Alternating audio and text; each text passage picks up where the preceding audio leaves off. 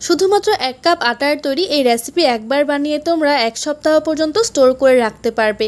খেতে যেমন সুস্বাদু তেমনই কিন্তু সহজ। মনে হবে আগে কেন জানতাম না এই রেসিপিটি। তো অবশ্যই সম্পূর্ণ ভিডিওটি দেখার জন্য অনুরোধ রইল। আশা করছি সবার ভালো লাগবে। এই রেসিপি তৈরি করার জন্য সবার প্রথমে এর মধ্যে দিয়ে দিলাম 1.5 কাপ পরিমাণ জল। এবার এই জলের মধ্যে দিয়ে দেব 2 থেকে 3 টেবিল চামচ পরিমাণ চিনি। খুব বেশি চিনিটা এই রেসিপির মধ্যে খেতে ভালো লাগে না, তাই অল্প পরিমাণেই দিচ্ছি। তথাপিও তোমরা মিষ্টিটা তোমাদের নিজেদের অ্যাকর্ডিং দিতে পারো। দিয়ে দেব খুবই সামান্য পরিমাণে একটু নুন। তারপর এর মধ্যে দিয়ে দিচ্ছি 1 টেবিল চামচ পরিমাণ বাটার। এই বাটারটা সম্পূর্ণ অপশনাল, তোমরা চাইলে এই বাটারের পরিবর্তে কিন্তু ঘি কিংবা সাদা তেলও ব্যবহার করতে পারো, যেটা তোমাদের কাছে অ্যাভেলেবেল থাকবে। ঘি বাটার ব্যবহার না করলেও সাদা তেলটা কিন্তু অবশ্যই ব্যবহার করার চেষ্টা করবে। বাটারটা ব্যবহার করলে এই রেসিপিটা খেতে কিন্তু অসাধারণ হয়। আমি কিন্তু খুবই সামান্য পরিমাণ বাটার নিয়েছি, তথাপিও কিন্তু এই রেসিপিটা খেতে দুর্দান্ত লাগে। তারপরে বাটারটাকে কিন্তু জলের সাথে বেশ ভালো করে একটু ফুটিয়ে নিতে হবে, যতক্ষণ না পর্যন্ত পুরো মেল্ট হয়ে যাচ্ছে। আমি যেহেতু এখানে খুবই অল্প পরিমাণ বাটার নিয়েছি, তাই এর মধ্যে আরও 2 টেবিল চামচ পরিমাণ সাদা তেল দিয়ে দিলাম, যেহেতু বাটারের পরিমাণটা কম নিয়েছি। এবারে তেলটাকে ভালো করে ফুটিয়ে নেব। জলটা যখন ভালোভাবে ফুটে আসবে তখন আমরা এর মধ্যে দিয়ে দেব 1 কাপ পরিমাণ আটা। তোমরা এখানে আটার পরিবর্তে ময়দা দিয়েও রেসিপিটা তৈরি করে নিতে পারো। এবার আটাটাকে ভালোভাবে এই জলের সাথে মিশিয়ে নিতে হবে। আর এই সময় গ্যাসের ফ্লেমটা কিন্তু একদম পুরো লো করে নেবে, নয়তো অফ করে নিতে পারো। গ্যাসের ফ্লেমটা একদম লো করে আটাটাকে ভালোভাবে মিশিয়ে নিতে হবে, যাতে এর মধ্যে কোনো দানা দানা ভাব থেকে না যায়।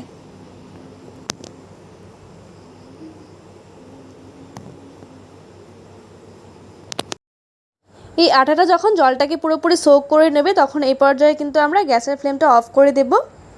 অফ করে ভালো করে এটাকে মিশিয়ে নেব। বেশ কিছুক্ষণ আটাটাকে ভালোভাবে মিশিয়ে নেবার পর এর মধ্যে দিয়ে দেবো 1 বাটি পরিমাণ নারকেল কোড়া। এই নারকেল কোড়াটা সম্পূর্ণ অপশনাল, তোমরা চাইলে যে কোনো ড্রাই ফ্রুটসও এর মধ্যে গ্রাইন্ড করে দিতে পারো। অবশ্যই গ্রাইন্ড করে দিতে হবে, আর নয়তো তোমরা এখানে মিল্ক পাউডারটা ব্যবহার করতে পারো টেস্টের জন্য। তারপর এর মধ্যে দিয়ে দিচ্ছি খুবই সামান্য পরিমাণে একটু বেকিং পাউডার। তোমরা এখানে বেকিং পাউডারের পরিবর্তে ডিম দিতে পারো। যারা ডিম খেতে পছন্দ করো তারা অবশ্যই এখানে ডিম ব্যবহার করতে পারবে।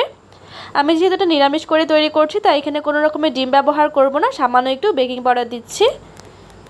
তারপর এই নারকেলটাকেও কিন্তু এই আটার সাথে ভালোভাবে মিশিয়ে নিতে হবে। নারকেলটা আটার সাথে মেশানোর পর কিন্তু এই আটাটা অনেকটা একটু ড্রাই হয়ে গেছে, তাই এর মধ্যে আরও 2 টেবিল চামচ পরিমাণ আমি সাদা তেল দিয়ে দিলাম। আমাদের একটা কথা মাথায় রাখতে হবে, এই মিশ্রণটা কিন্তু আমাদের একদম স্মুথ একটা মিশ্রণ তৈরি করতে হবে। মিশ্রণটা রাফ হলে খেতে ভালো লাগবে না, একটা স্মুথ মিশ্রণ তৈরি করে নিতে হবে। তেলটাকে দিয়ে হাত দিয়ে ভালোভাবে মিশিয়ে নিতে হবে। হাত দিয়ে মেশালে কিন্তু এই মিশ্রণটা বেশি ভালোভাবে তৈরি হবে। আর প্রয়োজনে কিন্তু তোমরা এখানে সামান্য একটু জলও ব্যবহার করতে পারো যদি আটাটা খুব বেশি ড্রাই হয়ে যায়। আমাদের এই আটার মিশ্রণটা কিন্তু পুরোপুরি কমপ্লিট। এবার আমি এখানে একটা চকো চিপস নিয়ে নিয়েছি। এখানে কোনো চকো চিপস লাগবে না, কিন্তু চকো চিপসের যে প্যাকেটটা আছে সেটা আমার লাগবে, তাই চকো চিপসের প্যাকেটটা কেটে চকো চিপসগুলো বের করে প্যাকেটটা আমি নিয়ে নেব। তারপরে এই চিপসের প্যাকেটে কিন্তু কর্নারটাকে ছোট্ট করে একটা ফুটো করে নেব, খুবই ছোট, খুব বেশি নয়। তারপর আমরা যে আটার মিশ্রণটা তৈরি করেছি সেটা অল্প অল্প করে প্যাকেটের মধ্যে দিয়ে দেব। অন্যদিকে এখানে আমি একটা কাগজ নিয়ে নিয়েছি, যে কোনো পেপারের মধ্যে সামান্য একটু সাদা তেল দিয়ে এই পেপারটাকে ভালো করে ব্রাশ করে নেব।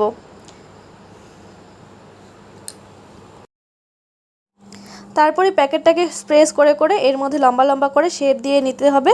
প্রথমে 3টা করে দেব, 3টা করে লাইন তৈরি করে নেব। 3টা করে লাইন তৈরি করে নেবার পর একটা কাঁটা চামচের মাধ্যমে উপরে হালকা একটা ডিজাইন তৈরি করে নিতে পারবে। তোমাদের কাছে যদি কেক তৈরি করার নোজেল থেকে থাকে তাহলে কিন্তু এই শেপটা খুবই সুন্দরভাবে ফুটে ওঠে। অবশ্যই তোমরা নোজেলের সাহায্যে এটা তৈরি করে দেখতে পারো, অসাধারণ হয় শেপটা। আমি যেহেতু এমনি তৈরি করছি কাঁটা চামচের মাধ্যমে, তাই শেপটা এতটা পারফেক্টলি আসেনি। তারপর এভাবে 4-5টা একটু শেপ দিয়ে নেব ভালো করে, এবড়ো খেবড়ো সাইডগুলোকে। এভাবে কাঁটা চামচ এবং প্যাকেটের মাধ্যমে সবগুলোকে শেপ দিয়ে নেব। আর আমি এখানে পেপারের মধ্যে দিয়েছি যাতে এটা আটকে না যায়। অনেক সময় কি হয়, প্লেটের তারপর একটা প্যানের মধ্যে সামান্য পরিমাণে একটু তেল নিয়ে এটাকে ফ্রাই করে নিতে হবে। তোমরা চাইলে এটাকে শ্যালো ফ্রাইও করে নিতে পারো, কিন্তু ডিপ ফ্রাই করলে টেস্টটা আরও বেশি ভালো লাগে। অল্প অল্প করে দিয়ে সবগুলোকে ভেজে নিতে হবে। এই রেসিপিটা অবশ্যই ট্রাই করে দেখতে পারো, ভাজতে কিন্তু খুব বেশি একটা সময় লাগে না। আর গ্যাসের ফ্লেমটা অবশ্যই লো টু মিডিয়াম করে ভাজতে হবে। নোজেল দিয়ে এই রেসিপিটা তৈরি করলে কিন্তু শেপগুলো একদম পুরো অনেকটাই সুন্দর আর পারফেক্টলি আসে।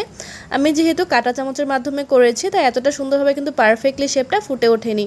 অবশ্যই তোমরা এই রেসিপিটা বাড়িতে ট্রাই করে দেখতে পারো, অসাধারণ লাগে খেতে।